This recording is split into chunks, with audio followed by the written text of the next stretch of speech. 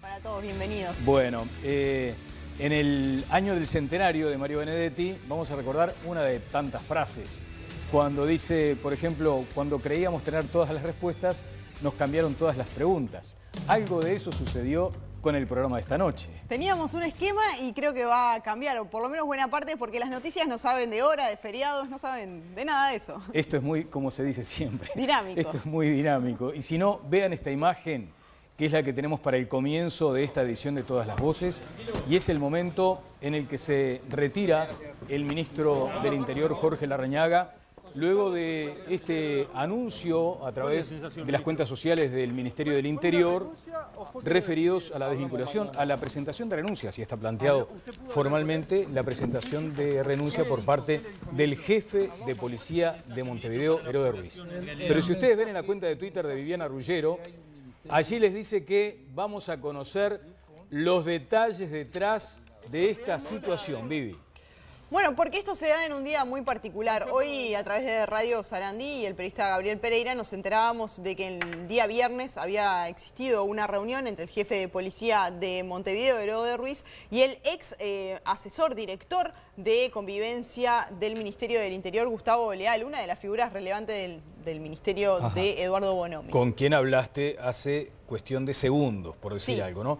Vamos a pedirle a la producción, ya va a estar Viviana Ruggiero describiendo esta charla que mantuvo con Gustavo Leal, pero si es posible en algún momento escuchar lo que dice el ministro del Interior, porque tal vez uno pueda interpretar que no dice nada, de hecho compromete a una, supongo, conferencia, rueda de prensa mañana, pero dice mucho, o por lo menos vamos a escuchar algo de lo que señala ya cuando está en el vehículo. Acá se retira, presuroso, le pregunta a los previstos. A ver, vamos. ¿Cuál es la sensación, ministro?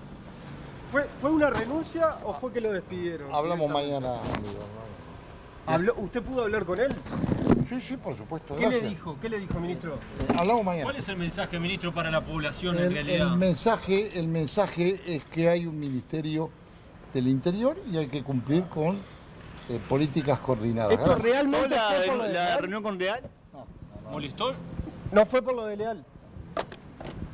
Bueno, así Esa parte, esa última parte ya no se entiende tanto, pero lo que dice el ministro es, acá hay un Ministerio del Interior y hay que seguir políticas coordinadas. Y lo que claramente no estuvo coordinado fue el encuentro de Herodes Ruiz con Gustavo Leal.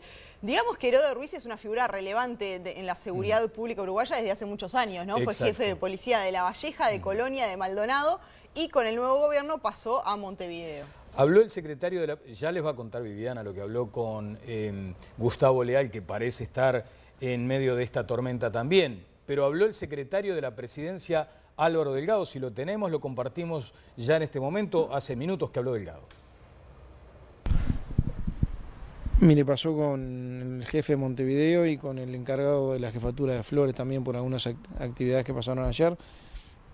Los únicos comentarios que voy a hacer es que en realidad había algunas diferencias vinculadas más allá de su currículum y su prestigio entre el jefe de policía y el ministro del Interior, y ese tipo de jerarquías, los jefes de policía o jerarquía del ministerio, tienen que tener siempre la confianza absoluta del ministro. ¿Tuvo que ver estas comunicaciones que habría mantenido con el exfuncionario Leal? No, es un tema que tomó la decisión el ministro y informó el presidente de la Un tema República. de confianza, digamos. Tiene que ver con la confianza. Me parece que son cosas clave que los jefes de policía tienen que tener la confianza absoluta del ministro del Interior y del presidente de la República. Tampoco dice poco Delgado, Álvaro Delgado, porque está hablando de ese intangible tan importante, sobre todo en estos vínculos, que es el de la confianza. Con las declaraciones de Delgado y del ministro Larrañaga, que por más que fueron muy escuetas, queda claro que esto no se trató de una renuncia, ¿no? Que es lo que dice la comunicación oficial del Ministerio del Interior, pero si uno toma el hecho de las últimas horas y las palabras de las máximas autoridades, tanto del Ministerio del Interior como del Poder Ejecutivo, uno entiende de que efectivamente hubo un problema de confianza y hubo un problema de comunicación y de coordinación, ¿no? En las palabras del ministro del Interior. Brevemente contamos lo que hablamos con Gustavo Leal, porque esta historia pareciera comenzar con una reunión que ocurrió el día viernes, pero en realidad empezó hace mucho tiempo atrás. La primera vez que Gustavo Leal participó en la aclaración de un hecho delictivo fue el 6 de marzo, a pocos días de asumido el gobierno, cuando asesinaron a una policía en Casaballe. Quizás ustedes lo recuerden, fue un homicidio bien complicado que tuvo que encarar el gobierno y la gestión del ministro Larrañaga. En ese entonces, Gustavo Leal asistió al velatorio de esta oficial y cuando estaba llegando recibió una llamada telefónica de vecinos que habían visto y sabían cómo había ocurrido este homicidio, pero no estaban seguros de poder declarar porque no tenían confianza. Querían saber si efectivamente estaban las garantías para que pudieran hacerlo como testigos protegidos. Leal negoció con estos vecinos, los convenció de que declararan y en este caso efectivamente terminaron declarando a estas personas como testigos protegidos, hubo condenados y el propio Leal tuvo que declarar en este juicio. Algunos otros comentarios que le hizo Leal a Viviana los tendremos en minutos, pero vale recordar algunos aspectos vinculados a la campaña electoral. Gustavo Leal era mencionado como el futuro ministro del Interior si resultaba ganador Daniel Martínez. Sí. De hecho, en su último tramo de la campaña hubo una exposición pública muy potente, muy fuerte del propio Gustavo Leal, en aquel momento encargado de una dependencia que tenía que ver con la convivencia ciudadana. Todos recordamos a Leal yendo al momento en el que, por ejemplo, se abría una calle que estaba cerrada por la delincuencia en uno de los tantos barrios de Montevideo. Totalmente. Y de hecho, esto que ocurrió al principio de este gobierno se repitió. De hecho, Leal participó en casi una docena de procesos desde que está la nueva gestión del gobierno, en procesos judiciales, ¿no? Porque terminó participando por también contactos que tenía con vecinos de determinadas zonas donde hay conflictos y donde esto de la usurpación se da, ¿no? Que es el tema que está ahora. Porque además los problemas no es que terminen el 1 de marzo. Hay como una continuidad. Y en eso decís que Gustavo Leal siguió participando, ¿en cuántos? En casi una docena de procesos estuvo, de hecho también estuvo en contacto no solo con gente del Ministerio del Interior, sino con fiscales y actores del Poder Judicial. ¿Y qué ocurrió rápidamente para cerrar un poco esta historia? ¿Qué ocurrió en los últimos días? Bueno, ¿te acordás que Gustavo Leal fue una de las personas que recibió más amenazas del gobierno anterior, ¿no? Igual que el ministro del Interior, Eduardo Bonomi. Bueno, una de las personas que había amenazado a Gustavo Leal, que era del clan Los Chingas también, ¿no? Claro, un clan recordado de Casaballe. Bueno, salió de la cárcel hace 2 meses y fue asesinado de un tiro en la nuca. Esto motivó una comunicación entre Leal y Heróde Ruiz. En esa comunicación acuerdan reunirse y la reunión se da el viernes en Jefatura de Policía de Montevideo. Ese es un dato relevante, ¿no? Sí, es un dato relevante porque no es que fue una reunión adentro de un auto, como en el caso Sendoya, por ejemplo. Por ejemplo, ¿no? Claro. Esto fue en Jefatura de Policía de Montevideo, es decir, lo vio muchísima gente. No, y tendría un marco institucional. Institucional, exacto. Y un día después, el sábado, se da una llamada. A ver, en esa reunión acuerdan no trabajar juntos, pero sí tener una línea abierta, porque claramente Leal tenía conocimiento de determinadas zonas y de determinados problemas que se estaban volviendo a dar. Entonces acuerdan trabajar y que quede una línea para poder estar en diálogo, por lo menos. El sábado se da una situación en uno de estos barrios y justamente con una usurpación, y los vecinos vuelven a llamar a Leal. Y Leal termina reuniéndose con personas que habían visto un delito complicado de usurpación, los convence de que declaren y se da esta declaración el sábado por la noche, tarde. Sí, exactamente. Acá, en esta hoja de anotaciones de Viviana Ruggiero, hay un recuadro. Con esta frase que le dice Leal a Viviana, me gustaría abrir por lo menos la participación del panel, si es que entienden pertinente, porque ¿qué te dice Leal que sucede con esta decisión que toma hoy Jorge Larrañaga? Bueno, lo que entiende Leal es que la destitución de Heróde Ruiz no abre una zanja, no abre una grieta, sino que abre una zanja. Bueno, ¿qué tal, Conrado? ¿Cómo te va? ¿Cómo estás, Daniel? Bien, muchas gracias, Rafael, por tu presencia también. En reemplazo no, porque acá no se reemplaza a nadie, pero hoy estás ocupando... Hay gente irreemplazable. Hay gente irreemplazable, es el caso de Fito Garcés, tan irreemplazable como Rafael Porzekansky, pero hoy estás por una razón. Después, si tenemos oportunidad, tengo algunas imágenes exclusivas. Tremendas. Tremendas. De Fito Garcés, que además se casó, lo celebramos desde aquí, lo acompañamos.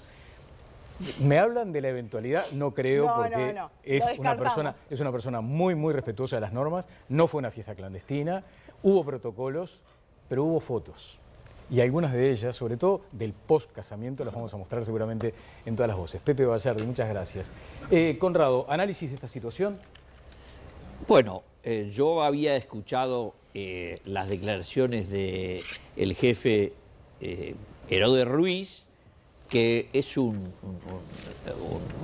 frecuente entrevistado en los informativos, porque esta era la cuarta jefatura de policía, es decir, fue hombre de los equipos del Ministerio del Interior, con prestigio, trayectoria. Yo lo recordaba en Maldonado, pero Viviana nos recordaba que había estado en otros departamentos. La Valleja, y se dice que es de origen blanco, ¿no? Sí, no tengo ni idea, esas cosas son de la reserva personal de los funcionarios. Lo que me quedé alelado cuando se difundió la noticia, se había reunido ¿Por qué con la alelado? colaboración. Sí, bueno, ¿por qué? primero, Gustavo Leal no es una figura que uno diga, qué fantástico, todos lo aplaudimos. No, los que votamos para que se fuera el gobierno en octubre del año pasado y en noviembre, lo último que se nos ocurriría era recurrir a Gustavo Leal. Gustavo Leal, cuya trayectoria política no viene al caso, pero es bueno recordar que era el presidente del Instituto de Estudios Prospectivos de Raulito Sendic, o sea, de películas. La Fundación 2030. La Fundación 2030 que hacía unos eventos a los que nunca asistí, pero que me los había guardado en video, los tiré ahora, en donde invitaban a todo el mundo, tiraban la casa con la ventana, seguramente con mucho apoyo de empresas privadas que tendrían el gusto de colaborar. Pero además tuvimos un encontronazo, o sea, en lo personal, tuvimos un encontronazo en todas las voces del que yo no me olvido. El primer programa, además. Vallardi. Es por aquello de rencor, mi viejo rencor. No, está bien, A ver. No soy rencoroso, pero soy memorioso. No, está bien. Yo lo que digo es que Gustavo tuvo un papel bastante protagónico en lo que tuvo que ver con atender en el marco de la seguridad y convivencia ciudadana la situación que se daba en zonas complejas, particularmente de Montevideo, no exclusivamente, pero particularmente de Montevideo, en lo que tenía que ver con la convivencia, en lo que había, como dice Viviana, usurpaciones. Usurpaciones que eran sacar a la gente a punta de pistola. No, está bien. Es un eufemismo. El delito era usurpación. Sí, el delito era usurpación, pero en realidad iban a punta de amenaza. Y tuvo un papel bastante protagónico en atender esa realidad in situ, en los lugares, y generó niveles de confianza seguramente con poblaciones que sufrían esa situación. O sea, con poblaciones que estaban efectivamente amedrentadas, amenazadas y que tenían en riesgo su vida y la vida de sus entornos familiares. A partir de ahí generó niveles de confianza y, en mi opinión, me parece absolutamente de recibo que esa confianza que se ganó, porque se la ganó, en mi opinión, en el terreno, ¿está bien?, la hubiera puesto al servicio de las actuales autoridades en situaciones, diríamos, similares. Porque, según la información que yo tengo, ¿está bien?, la situación de usurpaciones, o sea, de correr gente a punta de revólver. Amedrentar y correr gente a punta de revólver está muy desarrollada en este momento en zonas del departamento de Montevideo. Bueno, de hecho lo hemos informado. Y yo no tengo ninguna duda que la situación esta se da. Ustedes también lo evaluaron hoy en el noticiero, en primera instancia, a punto de partida de esto, en reuniones que no habrían sido clandestinas, porque habrían sido públicas y notorias. No voy a entrar a la jefatura de policía a reunirme con el jefe de policía, no se va a enterar, se entera hasta el manicero de la esquina. Y yo creo que se dan en ese contexto, ¿no? A estar por las declaraciones que ustedes leían, los metamensajes que le dicen en las declaraciones. No, bueno, a esta hora ya no hay ninguna duda, ¿no? de que fue un cese. Bueno, Viviana les va a anunciar el próximo tema, pero me gustaría de Rafael, porque si no lo dejamos allí como al margen. Y esta es una opinión en mi condición, la más importante acaso, de ciudadano, ¿no?, que observa estas situaciones y quiere entender. Y se lo pregunto a alguien, al politólogo, ¿no?, a alguien que está en la sintonía fina de la política. Rafael, ¿qué sucede? ¿Por qué resulta que acá hay que, más allá de que te dicen nosotros no venimos con ningún ánimo refundacional, y esto vale para todos los gobiernos, ¿qué sucede cuando hay algo que pueda llegar a ser una contribución del gobierno anterior? Hay una conexión para tratar de coordinar esfuerzos sobre un tema tan importante y tan sensible y sucede esto. Mira, Daniel, yo preferiría no hacer demasiadas valoraciones. Ustedes han informado muy bien, pero es una historia en curso todavía. Y desde mi rol tengo que ser muy cauteloso. Perfecto. Sí, por lo que uno entiende... Pero sin ir al caso en particular, en todo caso a otras situaciones, ¿no? A ver, lo ideal es que en general cuando los gobiernos entienden que hay buenos técnicos fuera de los partidos propios o de los que integran una coalición, por supuesto que siempre es saludable que haya políticas de Estado con técnicos de Estado. Claro, buen técnico simplemente alguien que haya estado en el territorio, como se dice ahora, ¿no? Exacto. Ahora, después hay temas de procesos, ¿verdad? Ajá. De pronto aquí quizás se entiende que hay determinados procesos, digamos, que debieron ser cumplidos y finalmente no se cumplieron. Bien. Yo en realidad lo que quería decir, Daniel, es que quería ir más allá de este tema puntual político. Bien. ¿Qué está en el fondo sucediendo? Hay un jefe de policía que le pide ayuda a un técnico del gobierno pasado en seguridad porque de alguna forma entiende que está precisando aportes complementarios. Bueno, lo que está sucediendo aquí es que estamos frente a un espejo de un Estado que, si bien en muchos lugares y en muchas dimensiones llega a toda la población, lo hemos visto con la pandemia, un Estado que testea en todos los rincones del país, que puede poner puestos de control de actividades en todos los puntos del país. Bueno, tenemos un problema que ya se está convirtiendo en un problema de larga duración y es un problema grave. Es que en ciertas zonas de la ciudad haya personas que no tengan asegurada la posibilidad de residir establemente y tranquilamente en sus propias viviendas. Creo que ese es el problema y que, como tú bien dijiste, Daniel, es el problema de fondo y que no se termina en los 1 de marzo. Claro. Ese es el gran punto que creo que está en el fondo de esta cuestión. Un dato para agregar, y es que en los operativos Mirador que encararon esta problemática, 252 personas fueron procesadas con prisión y hubo muchas que fueron procesadas por testigos protegidos, ¿no? Y ahí hay un punto también, y es la confianza que tienen los ciudadanos en el sistema y también en las autoridades, y eso hay que ganárselo, ¿no? Está bien, Leal era un técnico que terminó devenido en político también, y esto termina siendo un lío político, ¿no? Sí, y estuvo a unas decenas de miles de votos de ser el ministro. Pero queda en definitiva la ciudadanía y la gente que todavía sigue llamando al teléfono de Leal porque confía en él. Eso. Vamos a lo que decía el ministro de Turismo, y ya pasamos a otro tema, respecto a las fronteras cerradas, al turismo prácticamente, digamos, como no se vivió nunca en la historia de este país. Queridos hermanos argentinos, brasileños, chilenos, paraguayos, del resto de la región y del mundo, este verano no vamos a poder recibirlos como lo hacemos cada verano. Quiero que sepan que es una decisión que hemos tomado con mucho dolor. Como uruguayos y como anfitriones con una gran vocación de servicio, nada querríamos más que compartir una nueva temporada con ustedes en alguno de los importantes destinos que tiene Uruguay para ofrecer. Sepan que agradecemos muchísimo el interés que muestran cada año por visitar nuestro país. Siempre hemos sido muy agradecidos y los recibimos de brazos abiertos. Pero este año no va a poder ser así. Confiamos en que esta situación podrá revertirse en el mediano plazo y volveremos a recibirlos de la misma manera que siempre. Cuando esto pase, los esperamos para el reencuentro. Bueno, allí... me acuerdo que el día antes de la Semana de Turismo, de Semana Santa, teníamos al ministro aquí en estudios, en Telenoche, y se daba esa situación totalmente anormal. Un ministro de Turismo que decía, no salgan de turismo. Ahora, el mismo ministro de Turismo que dije, este año, por favor, no vengan. Sí, y pidiendo disculpas, ¿no?, a los extranjeros por no recibirlos. ¿Qué opinan de esta decisión del gobierno, José Bayardi? Bueno, yo creo que, como estaba planteada la situación, era relativamente esperable. Yo no sé bien cuál fue el nivel de asesoramiento que dio el grupo de asesoramiento científico honorario, pero creo que había cierta lógica que estábamos todos esperando una resolución como esta, ¿no? Hay una situación regional complicada, la enorme mayoría de los turistas que nos ingresan en la temporada estival vienen de la región, vienen de Argentina, vienen de Brasil.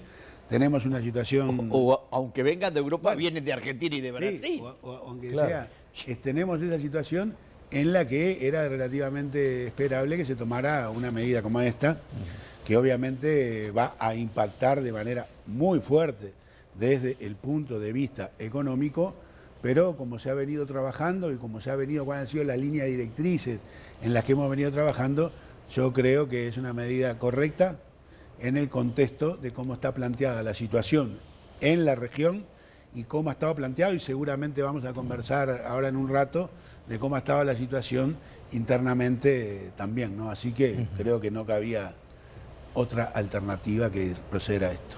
Rafa, el otro día hablábamos en Telenoche de la aprobación del gobierno y de cómo la pandemia y el manejo de la pandemia venía afectando en esto. ¿Cómo crees que cae esta decisión en particular en el gobierno, en la aprobación y en la mirada que tienen los uruguayos del gobierno? Bueno, creo que justamente que el hecho de que Pepe, que es un hombre de la oposición, ¿verdad?, por ejemplo, la considere una medida lógica, marca, o es un buen ejemplo, de que esta medida puntual es una medida de amplio consenso. Esta parece haber sido la reacción, cuando uno lo ve por lo menos en los sectores organizados de la sociedad, pero también por algunos sondeos previos, puedo decir que la gente no tenía ganas de que el país abriera las fronteras en esta situación. Sí, por eso la indignación por lo que sucede, por ejemplo, en la frontera seca en Rivera, ¿no?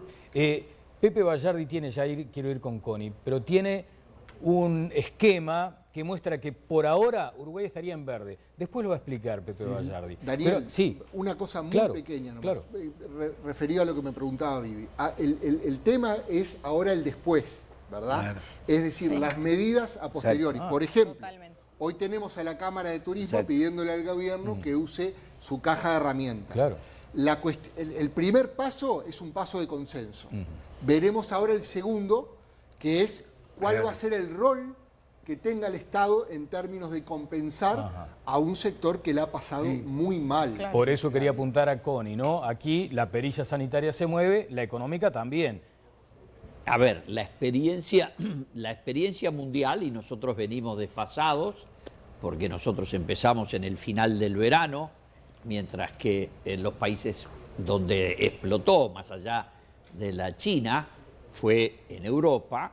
En Europa pasaron un verano con algunas, digamos, medidas de liberalización, pero evidentemente con la gente aflojando los controles, y el resultado ha sido, no por supuesto volver a la primera ola. Si ustedes miran las cifras, la segunda ola, que en algunos lugares es desde el punto de vista de contagiados más alta que en la primera, sin embargo, en la tasa de mortalidad es sensiblemente inferior. Yo estuve trabajando hoy con mis planillas y hay algunas cosas que son bien interesantes. En el mundo desarrollado, yo lo había dicho en alguna ocasión hace muchos meses, países como Bélgica, Holanda, el Reino Unido, Francia, Italia y España tenían unas tasas de mortalidad sobre casos positivos en el orden del 12 al 16-17%. Hoy rehice todos los números de mediados de mayo a acá, y en esos países, con el nuevo cómputo, no en el marginal, para decirlo en términos matemáticos, no con los que se agregaron, sino con lo que da el promedio, la tasa de mortalidad está muy cerca entre el 3,5 y el 4,5. En América del Sur, Argentina, Uruguay, Brasil, Paraguay, tenemos más o menos, nosotros 1,8 y los argentinos 3,2. Es decir, no es eso, es que las circunstancias hacen que el problema grande es los países que lo que tienen es alto contagio, que es lo que tratamos de impedir. Y es muy claro que Uruguay está separado a kilómetros de sus vecinos y que con gran dolor, y estoy de acuerdo con lo que dice Rafael, el gobierno va a tener que pensar con la mayor creatividad un plan para el turismo. ¿A kilómetros de sus vecinos con esta situación en Rivera decís? No, lo que kilómetros de tasa. No, yo te entiendo perfecto, pero ¿es tanta esa distancia con esa situación caliente allá? Sí, igual. Sí, a ver, yo... Porque mirá que lo que la gente hoy está pensando es eso. Daniel, yo estoy siguiendo todo de cerca. Y primero, me consta, el estado de Río Grande del Sur, con respecto al Brasil en su conjunto... ¿Vos estás de acuerdo con que haya esa fila interminable de ómnibus que vayan a comprar a los free shop? No estoy diciendo eso. Lo que estoy diciendo, no pueden creer. Directamente no lo pueden creer. No, yo no estoy diciendo eso. Lo que estoy diciendo es que el calor está mucho más del lado argentino que del lado brasileño. Muchísimo más. ¿Tá? Lo que no obsta a que en la frontera seca es donde tenemos más problemas. Hay más casos en Rivera que en Colonia, por ejemplo. Hay más casos en Rivera que en Colonia porque no se puede cruzar la calle. Sí. Desde Buenos Aires hay que subirse a algún vehículo. No, en los puentes no hay. Gualeguaychú está muy mal, pero no pasa en Fraiventos. Entonces, lo que digo es, las circunstancias hacen que el Uruguay, que tenía 8 vías por las cuales entrar, se fuera de Brasil o de la Argentina, y vivimos es un componente de nuestro Producto Bruto muy importante y de nuestro balance de pagos, del orden de las grandes, es decir, de las grandes actividades, como ¿En cuánto actualmente? ¿El cierre del último alrededor, año? Yo estimo que en ingreso neto, porque los uruguayos viajan, ya lo dijo el otro día el presidente. 1.200 millones. 1.200 millones. El neto del turismo deja 1.500, 1.800 millones de dólares. Es una barbaridad. Y ahora, ¿el país soporta este nuevo golpe económico? ¿Es necesario, por ejemplo, declarar la emergencia turística como se ha planteado en algún momento? Soportar se soporta, es como la gripe o qué sé yo. Si uno no soporta, se muere. Bueno, pero para vos hay que, por ejemplo, decretar la emergencia turística. Yo no tengo experiencia ninguna para decir qué es lo que tiene que hacer. Como decía mi mamá, doctores tendrá la Santa Madre Iglesia que responderán a esas cosas. ¿Qué voy a hacer consejo de qué hay que hacer con respecto al turismo? Pepe. Yo no voy a dar consejos. Yo creo, a la pregunta que había empezado a contestar Rafael, yo creo que tenemos dos públicos, para decirlo en grande. Un público que no tiene mayormente o cree que no tiene mucha relación con el turismo, porque ojo que puede creer que no tengo relación con el turismo cuando puedo tener que tener mucha por actividades asociadas, que va a ver esto como si cierren, pues lo podemos contagiar. Después hay otro sector del público que vive directamente del turismo. Y hay un interés general del país que para cuando la curva esté hacia arriba hay capacidades que no deberíamos perder. Que no deberíamos perder de capacidades instaladas, que no deberíamos perder de recursos humanos aplicados al turismo, hay un conjunto. Por lo cual, la respuesta que estaba dando Rafael tiene dos capítulos. Uno, el actual, bueno, mayoritariamente es así. Otro es ver cuáles van a ser las repercusiones económicas de esto y cómo el Estado mete para adelante para temperar las consecuencias negativas del sector. Poniendo plata. No tengo ninguna duda, pero ninguna duda que hay que poner. Hoy la ministra, lo vi también, una de las preguntas que hubo, de las que hoy se plantearon, es que ha habido reuniones, está habiendo reuniones, vamos a dar dentro de unos días respuestas al respecto. Yo creo que la expectativa del sector, de los que están directamente implicados, es ver cuáles van a ser las respuestas. Es que el punto va por el IVA, ¿no? Que es lo que han pedido. Yo creo que hoy la cosa va mucho más allá, Viviana, de lo del IVA. Bueno, pero es una de los primeros pasos que pidieron, de hecho, hace ya varios meses y que les sería fundamental, según dicen, por ejemplo, hoy hablé con Juan Martínez. A ver, yo creo que fue un error, ¿está bien? Cuando se rebajó el reintegro del IVA con las tarjetas de crédito, ¿está bien? Que teníamos 9% de descuento y que quedó, creo que se perdieron 4 puntos se perdieron, ¿no? Creo que eso fue un error desacertado en el momento en que se venía el tema de la pandemia. ¿Por qué? Porque lo que yo tengo que estimular es que haya niveles de consumo. ¿Para qué? Para que haya un nivel de redistribución de empleo que me permita temperar que después tengo que salir a cubrirlo de otra manera. Estas supongo que son, espero que sean las cosas que de alguna manera el equipo económico está hoy viendo, ¿no? Habrá que verlas. Hay que hacer una pausa, luego de ella vendremos con el trabajo que preparó especialmente Rafael Porzekansky, el equipo de Opción Consultores. Además tenemos contacto con Argentina, también aportes desde España. Alguna competencia le hicimos a Porzekansky porque planteamos un sondeo, ¿no? Planteaste un sondeo, sí, y viene con muchos votos, me dijeron. Sí, vienen con muchos votos. Vamos a ver eso después de la pausa también. Y nos vamos a ir a Argentina porque, a ver, está previsto también que del gobierno de Alberto Fernández nos abren las fronteras. Uno diría, ¿quién va a ir a Argentina a hacer turismo de compras? Bueno, este fin de semana el Ministerio del Interior registró 8.000 personas en fiestas clandestinas. Uno diría, nadie va a salir de fiesta tampoco. Bueno, hay de todo. Pausa.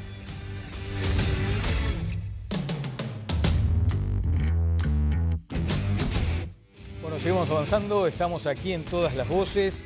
Le decía hoy a Rafael Porzekansky que cada tanto nos da por competir. Y allí hay una muestra. ¿Es válido o no la muestra en Twitter?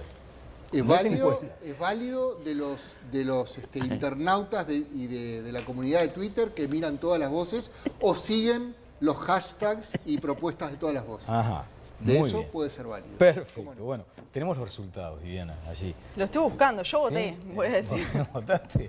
Bueno, aquí está lo que hacíamos casi. Es un ejercicio, pero permite también advertir algunas cuestiones, ¿no? El sondeo es, ¿qué harán en los próximos 4 meses? O sea, contemplando básicamente la temporada, ¿no? Lo que se viene. 2.349 votos tiene, hasta ahora, y las opciones son ir de compras a Buenos Aires, harán vacaciones en Uruguay, ambas, ninguna. Bueno. ¿Qué viene ganando? Harán vacaciones en Uruguay con un 53%. Después hay gente que obviamente la está pasando mal, entonces dice ninguna, ni voy de compras a Buenos Aires, ni voy de vacaciones a Uruguay, un 39%. Irán de compras a Buenos Aires un 5%. ¿No? ¿Cuánto de corrección política habrá en esta respuesta? En fin. Y ambas, o sea que van a ir de compras a Buenos Aires y harán vacaciones en Uruguay un 2%. Dice, no, Connie. No, digo, a ver... la pretensión... Después, mira. Me dicen que por favor después porque tenemos ahora el contacto con nuestra colega en la República Argentina. Carolina, ¿nos escuchás? Sí, los escucho bien, Daniel, Vivi. Bueno, acá saliendo del canal y en una Buenos Aires atípica porque ustedes saben, estoy como en un lugar que es un polo gastronómico, acá por el barrio de La Recoleta, en la Recoba de Posadas, ¿no? Para los que seguramente conocen este punto de Buenos Aires.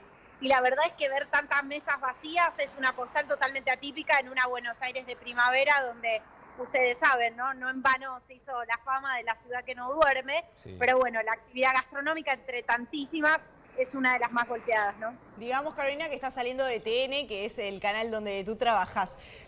¿Por qué dirías que el gobierno de Alberto Fernández decide abrir las fronteras a los países limítrofes? ¿Cómo has analizado esta decisión?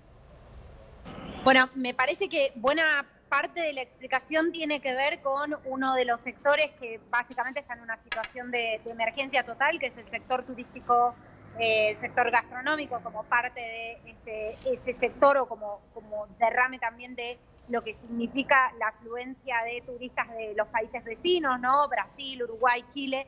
La verdad es que la Argentina, además por la devaluación del peso, por la cotización del peso frente al dólar, de alguna manera se sitúa en un lugar bastante competitivo para el turismo. Y bueno, por la situación sanitaria, pandemia mediante, bien sabemos, ha habido muchas restricciones aquí en la Argentina. La Argentina tiene uno de los aislamientos obligatorios más estrictos y extensos, ustedes lo saben bien, pero bueno, lo cierto es que me parece que eso responde también al estado de emergencia en el que está, entre tantos sectores económicos, el turístico, ¿no? Bien, Carolina, ¿y cómo se tomó allí en Argentina esta decisión uruguaya de fronteras totalmente restringidas, algo que no tiene precedentes en la historia reciente?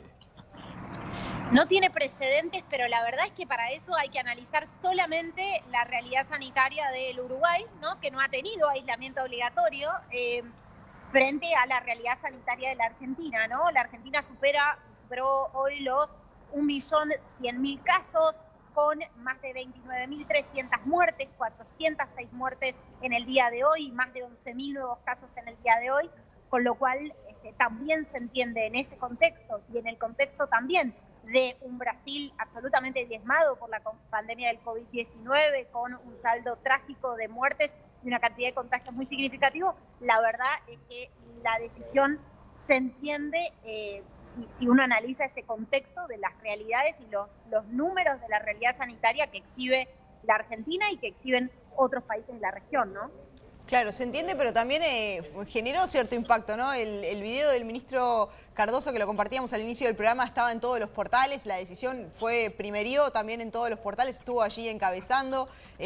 ¿Cómo crees que cayó la noticia a los argentinos que nos visitan todos los veranos y que también tienen muchas propiedades? Se ha hablado mucho también de gente que quiere venir a instalarse acá. ¿Cómo crees que cayó? Más en lo social. Mira, justo hace muy poquito, hace algunas semanas, yo hice un informe sobre justamente Uruguay, la tierra prometida, ¿no? Esta especie de sueño que empieza a nacer en algunos argentinos, algunas familias jóvenes, otras personas en edad de retirarse que quizás tienen el margen de algún ahorro como para obtener esa residencia fiscal para la cual Uruguay ha bajado los requisitos. Te diría que hay cierta decepción en algunos argentinos porque básicamente Uruguay, particularmente el polo de Punta del Este, pero también otros puntos turísticos, es como una especie de tradición también para muchos argentinos en el verano. Y a su vez, también no te olvides que esto luego tiene un impacto en distorsionar los precios locales, ¿no? Porque al estar básicamente vedada la posibilidad de veranear en Uruguay, empiezan a analizarse las alternativas locales, o la costa atlántica argentina, que además va a funcionar con cupos limitados, o incluso los escapes de fin de semana con casas en las afueras de Buenos Aires, las famosas quintas o casas en los country, que ahora se están alquilando en dólares a precios siderales, ¿no? Se están hablando de realmente alquileres muy, muy importantes, justamente porque las opciones para los argentinos cada vez son menos, ¿no?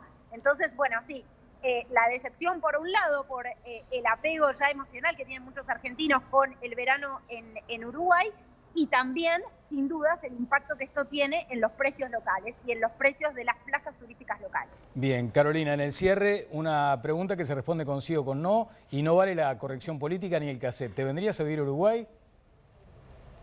Si yo me voy a vivir a Uruguay, sí. A mí Uruguay me parece hermoso, estoy acostumbrada a la intensidad de la Argentina, ¿viste? Donde, bueno, de repente hablamos de, lastimosamente, ese karma que tenemos con el dólar, con la economía bimonetaria de la que habló la vicepresidenta y la Cristina Kirchner en una carta de hoy. Te diría, he vivido en varios países de América Latina. Sin dudas, en algún momento puede ser Uruguay un lindo destino, porque además son absolutamente adorables como sociedad y han demostrado muchísima cultura cívica Carolina, ¿sí o no? en este tiempo tan difícil. Han demostrado mucha cultura cívica. Vamos a tramitar un intercambio, Carolina. Exacto. Bueno, muchas gracias. Carolina Amoroso de nuestro canal aliado TN. Gracias. Y nos vamos ahora con Rafael Porsekansky, que tiene unas placas para compartir con nosotros sobre un análisis del COVID. Mortalidad por COVID-19 cada 100.000 habitantes de mayores de 65 años. Rafael, así arrancamos. Sí, que le ha seguido la huella de cerca. Sí, una especie de trabajo paralelo junto al de opinión pública. Yo quería empezar con esta placa porque es creo que un buen momento, un momento que estos casos nuevos nos han por ahí prendido alguna luz amarilla, y quiero decirlo con bastante firmeza.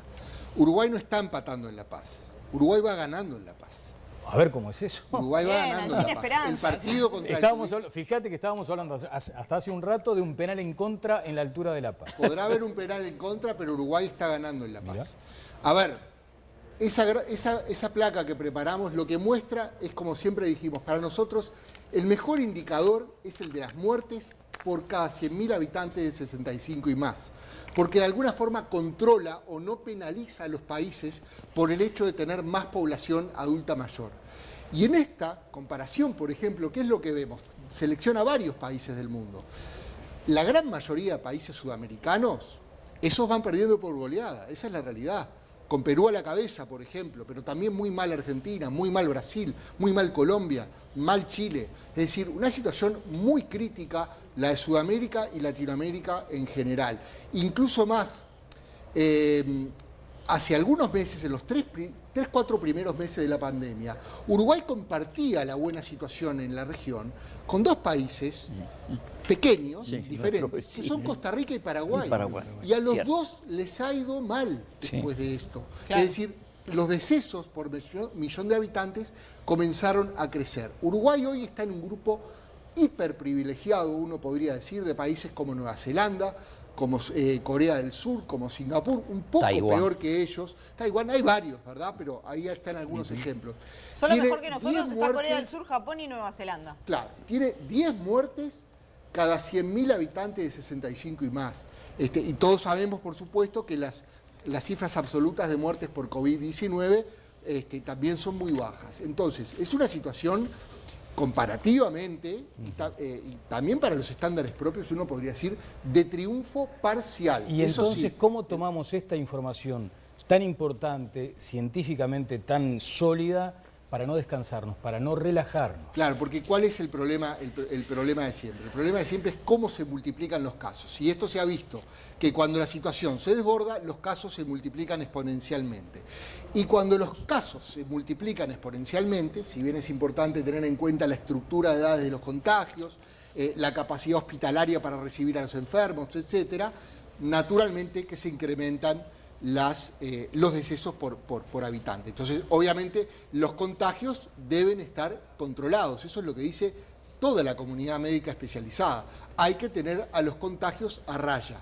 Uruguay hoy, y en ese sentido, tiene todavía los contagios relativamente controlados. Sí es cierto que creció un poco. Este es el indicador que a mí más me interesa seguir, es el de la positividad. Y hay otra placa también que tenemos. Sí, es la segunda placa. Porque los casos en absoluto muchas veces nos dicen poco si no tenemos en cuenta los testeos, la cantidad de test realizados. Es decir, por ejemplo, Uruguay, a principios de la pandemia, tenía 20, 30, 40 casos diarios, pero sobre muy pocos test. La situación era mala, porque el porcentaje de test positivos era muy alta. Quiere decir que si en aquella época hubiéramos hecho 2.000 test, seguramente hubiéramos tenido muchos más casos nuevos. No los registramos porque no hacíamos test. Por eso es que la gráfica arranca muy alta para explicar al televidente que está viendo del otro lado. Teníamos un porcentaje muy alto de test positivos porque hacíamos pocos test y teníamos bastantes casos. Ahora, ¿qué es lo que ha pasado? Hemos estado en lo que se considera un nivel muy aceptable y muy tolerable de positividad, por debajo del 4%, que es una marca que se suele utilizar. Pepe lo va a poder complementar después, que trajo también un gráfico que a mí me gusta mucho.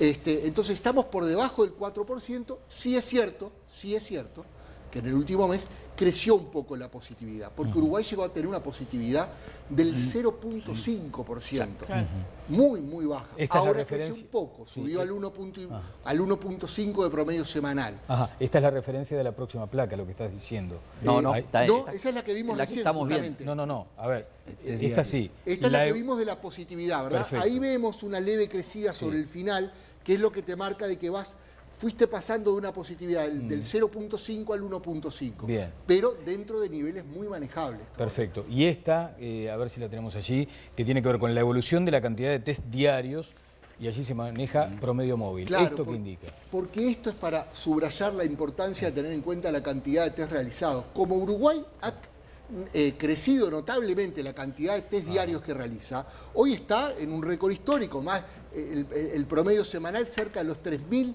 y pico de test, ¿verdad? Cuanto más test realizás, más casos tenés en general.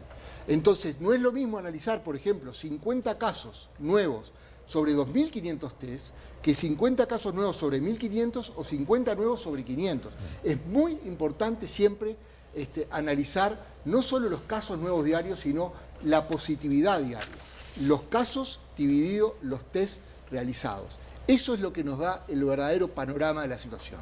Bien. Nuestros hermanos argentinos que dejaron de informar estos días, porque dice que descubrieron, el ministro Ginés García dijo el otro día, descubrieron que algunos no estaban informando la cantidad de test realizados, sino solo los positivos.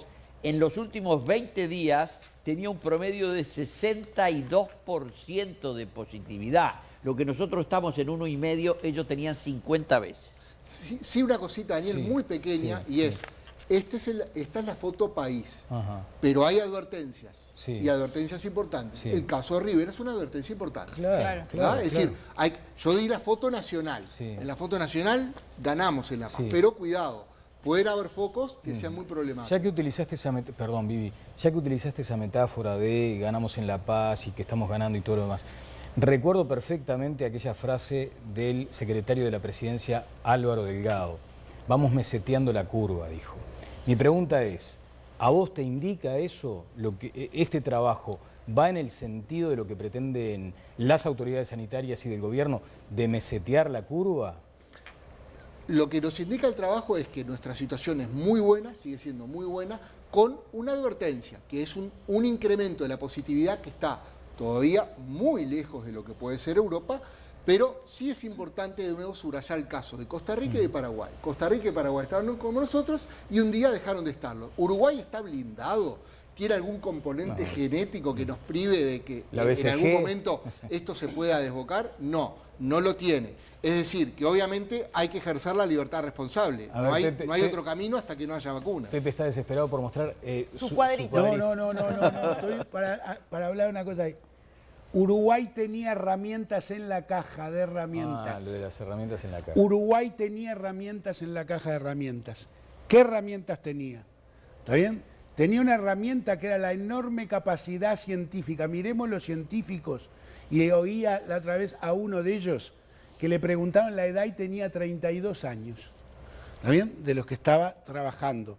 Y tuvieron la capacidad de generar, ¿está bien?, los test, porque no hubiéramos podido adquirir test si no se generaban acá. Y esa es capacidad adquirida.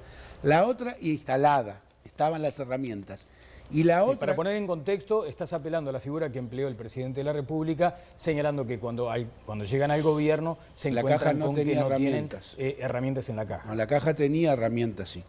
¿Está bien? Lo primero es aceptar que se han hecho las cosas bien, pero la caja tenía herramientas. Entonces yo digo que esta cantidad de test, enorme cantidad de test que estamos realizando hoy en términos generales, ¿está bien?, está determinada porque había capacidad instalada para hacerlos. Y también Uruguay tenía una experiencia que se ha fortalecido ahora de manera importante, que eran los seguimientos epidemiológicos. O sea, había seguimiento epidemiológico, Uruguay tiene práctica de seguimiento epidemiológico que ha tenido que fortalecerse, porque había 25 unidades de seguimiento epidemiológico, ahora está cerca de 80 o 85, que fueron las que el doctor Salinas informó. De todos modos, mi opinión, también es que compartiendo el punto en el que estamos, que es la gráfica a la que yo le decía que me gusta trabajar en ella, porque además la podemos trabajar cotidianamente, diríamos, es esta, que es una especie de gráfica europea que está usándose en Europa, que ubica en la gráfica supongo que se ve, sí, se ve. Un espacio verde, un espacio amarillo y un espacio rojo o anaranjado. Y que considera dos cosas. Considera cuántos casos hay por 100.000 habitantes y considera la cantidad de test positivos, o sea, las dos variables, casos y positivos.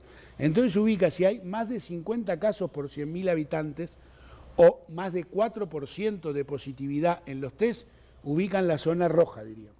¿Está claro? De la imagen. Puede pasar también que haya más de 150 casos por 100.000 habitantes y los test sean menores de 4%. También estaríamos en zona roja.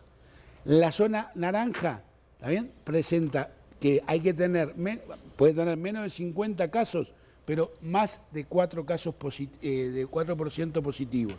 O entre 25 y 150 casos por 100.000 habitantes y menos de 4%. Y la verde, que es en la que estamos hoy, porque hoy hice el cálculo con los números de ayer, como hoy me da menos me da más, un poquito más bajo, nos ubica que tenía lo que se llama la incidencia acumulada en 14 días, y a 14, ¿está bien?, que es una de las variables que se considera, hoy nos daba, por estar en zona verde hay que tener menos de 25 casos por 100.000 habitantes y menos del 4% de test positivo.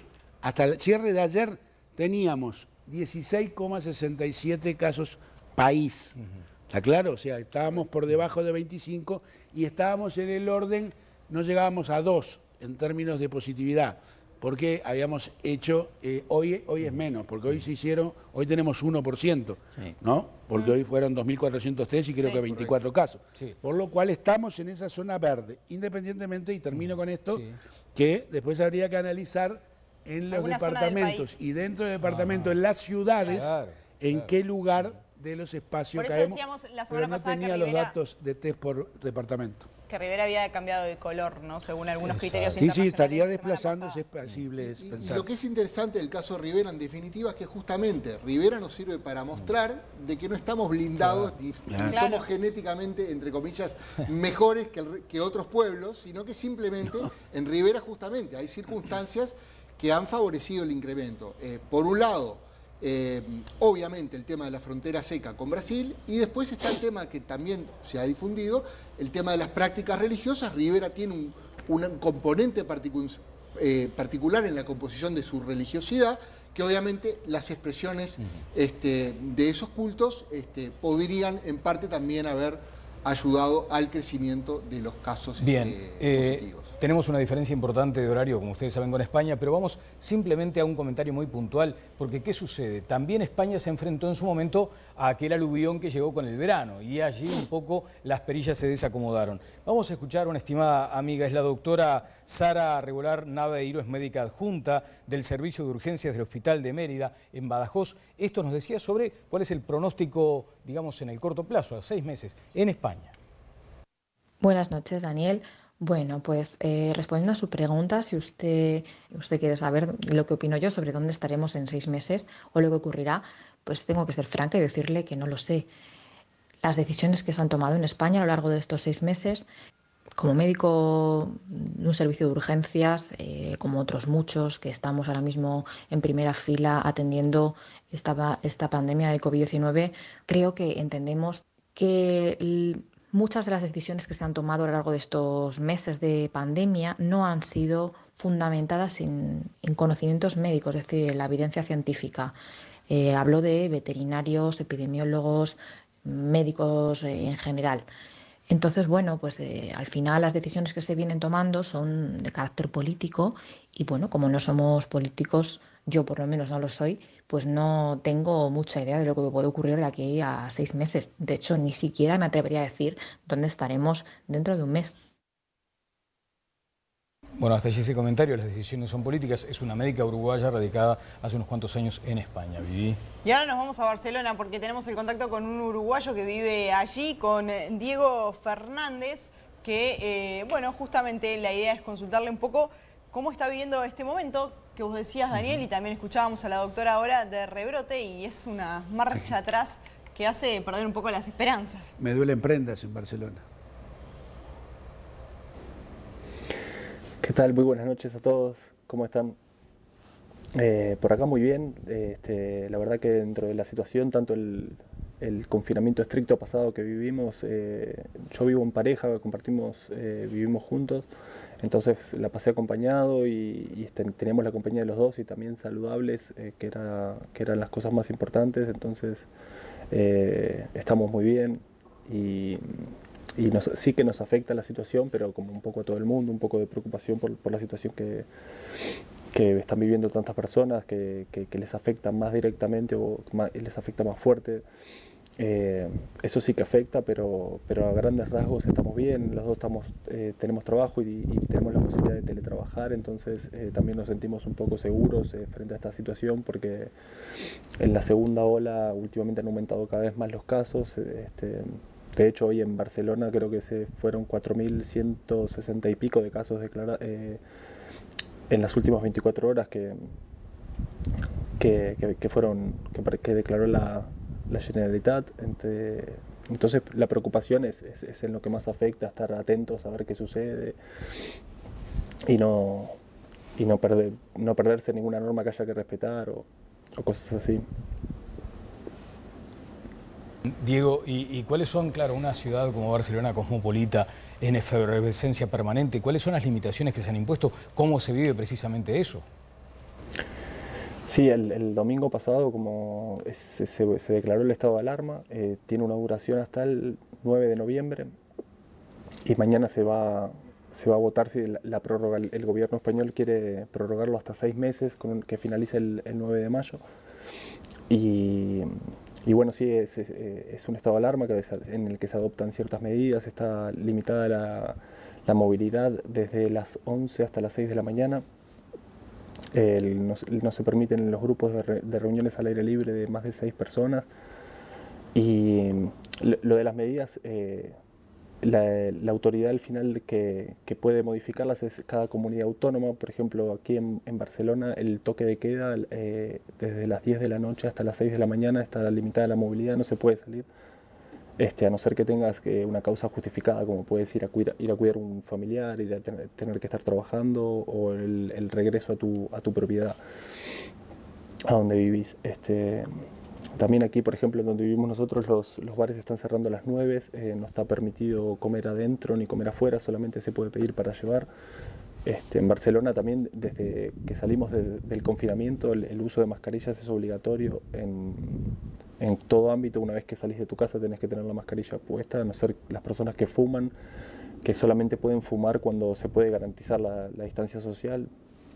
Luego no importa si estás dentro de una tienda o estás fuera, tenés que andar con la mascarilla. Y en muchas tiendas ya tienen preparados también los alcoholes en gel. Son un poco las medidas que se están tomando en todo el mundo. Aquí en Barcelona se estaba valorando poner un confinamiento más estricto los fines de semana, que es donde se están disparando más los contagios. Diego Fernández, uruguayo en Barcelona, te agradecemos mucho por este testimonio. Y cuando uno escucha hablar de toques de queda, claro, por suerte nosotros no tuvimos nada de eso acá, ¿no? Pero él decía en muchas partes del mundo, y es cierto. Y tenemos en el piso a alguien que la situación de Barcelona le afecta especialmente, a José Vallardi, que tiene familia y los nietos. Claro. Sí, tengo 3 nietos. Bueno, tengo a mi hijo, mi nuera, y 3 nietos en Barcelona, en un pueblo cerca entre Barcelona y Girona, en Ginar del Vallès. Y me mandaba a mi nuera una foto de los 3, van entre 10 años y 2 años, y decía, bueno, a ver, Tata, acá te mandamos la foto porque en realidad no sabemos si vamos a poder estar mucho tiempo afuera, con el miedo a lo que ya pasaron, que fue el encierro estricto, ¿no? Total. Así que eso está en este momento en Barcelona, en España, Hoy vimos las declaraciones de Pedro Sánchez y el estado de alarma, la eventualidad de claro. El estado de alarma, hasta esa descripción, más allá de que es una definición institucional, asusta. Vamos a una pausa. Nos vamos a una pausa y volvemos para el tramo final de Todas las Voces. Hay más de este tema del COVID-19 y las repercusiones que ha generado las decisiones del gobierno y también de extrafronteras, ¿no? Particularmente de Argentina.